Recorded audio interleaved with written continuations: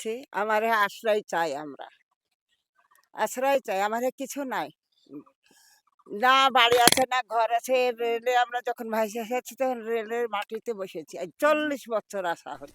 Rail colony উচ্ছেদের নোটিশে উদ্বেগ, অনিশ্চয়তায় জিয়াগঞ্জের বাসিন্দারা। মুর্শিদাবাদ জেলার জিয়াগঞ্জ এলাকায় রেল কলোনি উচ্ছেদের নোটিশ ঘিরে চাঞ্চল্য ও উদ্বেগ ছড়িয়েছে স্থানীয় বাসিন্দাদের মধ্যে। জিয়াগঞ্জ ১ নম্বর প্ল্যাটফর্ম সংলগ্ন রেল কলোনির বাসিন্দাদের উদ্দেশ্যে সম্প্রতি উচ্ছেদের নোটিশ জারি করা হয়েছে বলে জানা গেছে। স্থানীয় সূত্রে খবর, দীর্ঘদিন ধরে বহু পরিবার এই রেল কলোনিতে বসবাস করে আসছেন। হঠাৎ করে উচ্ছেদের নোটিশ জারি হওয়ায় স্বাভাবিকভাবেই দুশ্চিন্তায় পড়েছেন তারা। বাসিন্দাদের দাবি, অনেকেই বহু বছর ধরে এখানে বসবাস করছেন এবং হঠাৎ করে কোথায় যাবেন তা নিয়ে চরম অনিশ্চয়তায় রয়েছেন।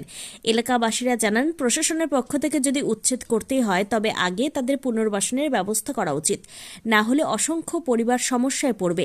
ইতিমধ্যে বিষয়টি নিয়ে স্থানীয়দের মধ্যে আলোচনা শুরু হয়েছে। অন্যদিকে রেল কর্তৃপক্ষ সূত্রে জানা গিয়েছে, রেলের জমি দখলমুক্ত করা এবং উন্নয়নমূলক কাজের স্বার্থে এই ধরনের পদক্ষেপ নেওয়া হয়ে থাকে। তবে বিষয়টি নিয়ে এখনও বিস্তারিত কিছু জানানো হয়নি। এই ঘটনাকে কেন্দ্র করে এলাকায় চাপা উত্তেজনা তৈরি হয়েছে। এখন সকলের নজর প্রশাসনের পরবর্তী পদক্ষেপের দিকে এবং এই বিষয়ে এলাকাবাসী জানান, রাজনৈতিক দিক থেকে কোনো আর্থিক সহযোগিতা আমরা পাইনি এবং অসহায়ের পাশে এসে দাঁড়ায়নি, এমনই বার্তা জানান এলাকার স্থানীয় মানুষেরা। আমরাকে কিছুই দেয়া যায়নি, মানে বললে মুখে দিস 7 দিনকার টাইম থাকলো। আমরা গরিব মানুষ, আমরা কোনো জায়গায় যাই না।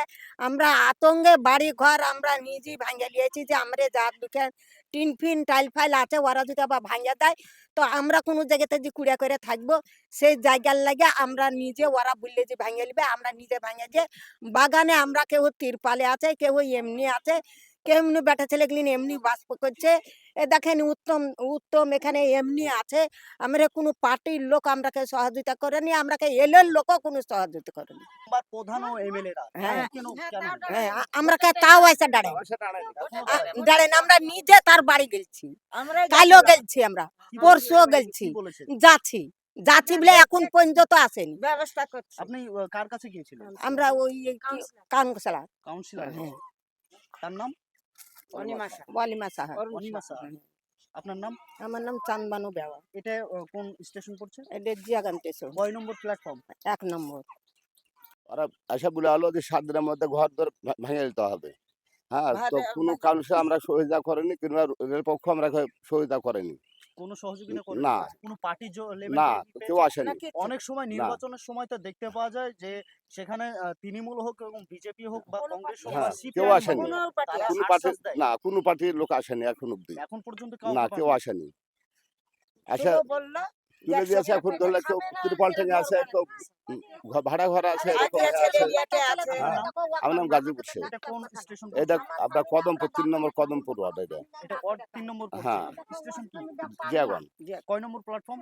এটা 3 নম্বর প্ল্যাটফর্ম। এটা 1 নম্বর। 1 নম্বর 1 নম্বর। এটা তারপর 2 নম্বর তুলে দিবে। কি বলবো, আমরা দাবি করছি, আমারে আশ্রয় চাই আমরা। আশ্রয় চাই, আমাদের কিছু নাই।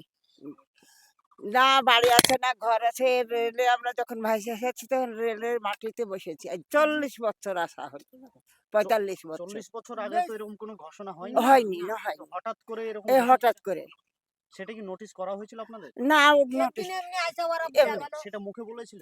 মুখে বলে এমনি ছবি করে নিলে আর ঘরের ছবি করে নিলে আর গার্জেন আপনাদের কয়দিন সময় সময় দেওয়া হয়েছিল? সময় দেয় 1 সপ্তাহ 1 সপ্তাহ 7 দিনের মধ্যে উচ্ছেদ করতে হবে, করতে হয়। এরকম নোটিশ করেছে। এরকম আপনার নাম? সালেহা বেয়া। এটা কোন স্টেশন? এটা জিয়াগঞ্জ স্টেশন, কয় নম্বর প্ল্যাটফর্ম এটা? 3 নম্বর। না না এ হ্যাঁ 1 নম্বর। কোনটা?